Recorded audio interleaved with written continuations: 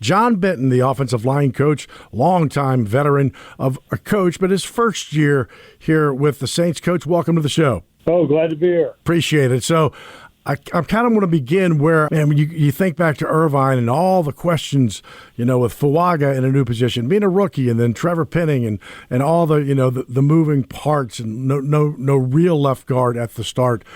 And I wanted to talk about Trevor Penning and just kind of where you've seen his confidence level, like where it was in Irvine and kind of where it is now. Sure, yeah.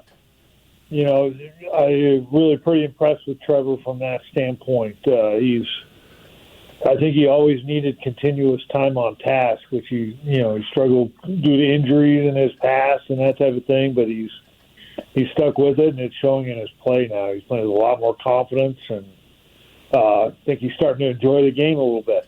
Coach Ben, when you look at all the years you've coached, and you're going to have injuries on the offensive line, and was there ever this many injuries that when you were coaching you've had to deal with and shuffle players around? And I've watched a lot of football, but you might see the starting center gets hurt, then you're on to the second, maybe the third center. But at times it seemed like we were in our fourth center. I don't know if I've ever witnessed that on a team in a season. Has that been a first for you or what? Yeah, it's definitely been the most extreme I've been through.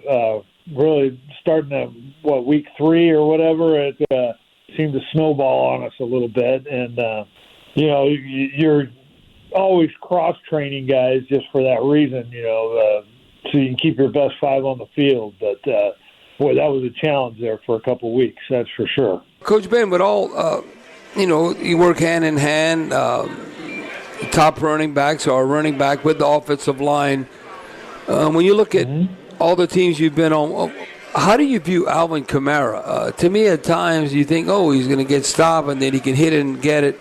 He's kind of like the Matrix to me. I mean, Alvin Kamara, to me, like a pass-receiving running back who runs hard, and, to me, he's special. And he's obviously the all-time leading Saints rusher. But just talk about the running backs you witnessed behind your offensive lines. He's about as good as it gets. Oh, I couldn't agree more. Alvin's really special and really fits the scheme incredibly well.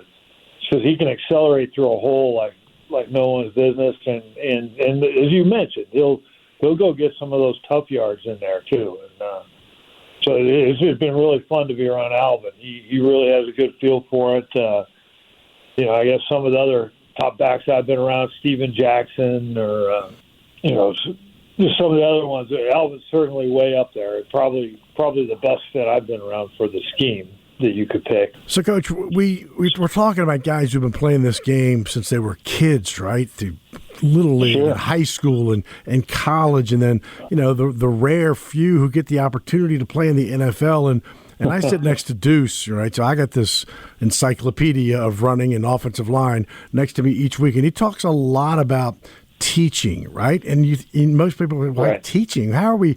What in the world are we? These are pros, right? But I talk about the level and the amount of teaching that you would do, and I'm talking beyond Irvine and training camp that continues through the season. Sure, I think a lot of people would be shocked just how much learning and teaching goes on, kind of in several phases of preparation. Not just training camp, but you're always learning and teaching new techniques and developing skills from that standpoint, as well as the amount of information they have to digest and be taught for in a normal game week to be successful. I know it shocked me. I came from college football into the NFL, and to see how the good ones prepare and how they need to be prepared from that learning standpoint is really, really impressive. And I think that's one of the reasons. I think when we're all healthy, we're playing fairly well.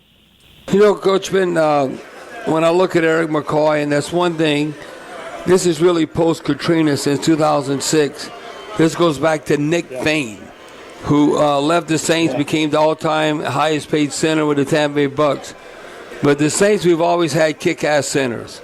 I remember in the Jimmy Graham trade, we get Max Unger from the Seahawks. So all the centers and linemen that you coach, and Saints fans are excited that he'll be coming back probably for this Browns game.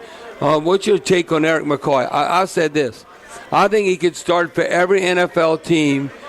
And let's say another NFL team has a good center. Well, he'd be starting at guard. I think he is that good. Whether it's left guard, center, or right guard, that Erik McCoy has that ability. What's your assessment of a young Erik McCoy? I'm 100% right with you. I think Erik is really special. I agree. He would definitely be on any team I've ever coached. That's for sure.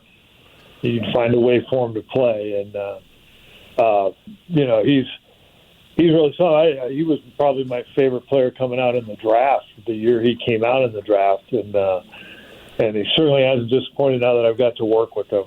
He's just really, you don't see, we tend to like a little more athletic type center than the rest of the league, maybe a little bit, and but you just don't find them like Erik, where they have the size and strength that he has, and the quickness and the athleticism to be, to do what you're asking him to do. He's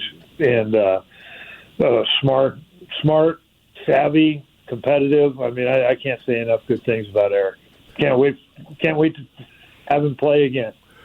And Coach, we kind of, maybe we take a little bit for granted just the play of Talia-Asafuaga, right? I mean, he's a rookie, but, he just kind of felt so mature at camp. And yesterday we saw a little bit of that toughness, right? I mean, he really kind of struggled with, on the bike, in the tent, but got back in there. I mean, he's got a level of toughness that you got to love, and he's got a level of maturity that I think you got to love.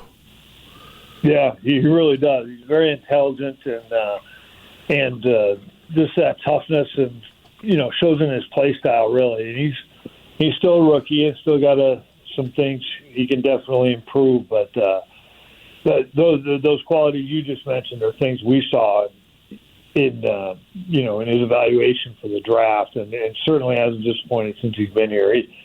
He truly loves the game, and it shows in practice and it shows in the game. And I mean, he's dying to be out there, and you could tell if he could get back out there the other day, he was going to do that, and certainly appreciate that. So I think the future is very, very bright for Tally. Coach Ben, what can you tell the fans? Because all the players you've coached and not necessarily started out here, there could be a 7 or 8 year veteran, like for instance, I look at like Lucas Patrick, and all of a sudden, he comes from the Bears, an 8 year veteran, and so he's a seasoned veteran when you consider that. And then when you continue to go, down the list, like a Shane Lemieux, he's another one. He goes on the Giants. So how do you treat those type players versus maybe someone you're trying to develop, like a Nick Saldiveri, who this is his first chance? So just talk about how do you coach them up? I mean, you might say, well, we treat everybody the same, but I don't think that's the case. No, you don't really. I mean, you're exactly right. The older vets who come in, usually just it's a matter of teaching them the vocabulary you're going to use, the plays you're going to use, and then what we're doing needs to be different than maybe what they're used to.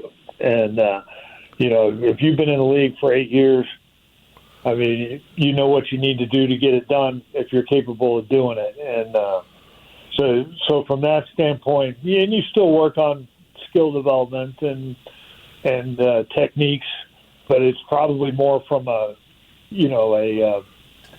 schematic or the offensive philosophy standpoint, where the younger players, you're really in a lot of ways starting a lot more basically while you're trying to pick up the schematic qualities, if that makes any sense. So yeah, there's a little deal. We have little different development segments of practice for those two type of players, and it's worked out fairly well.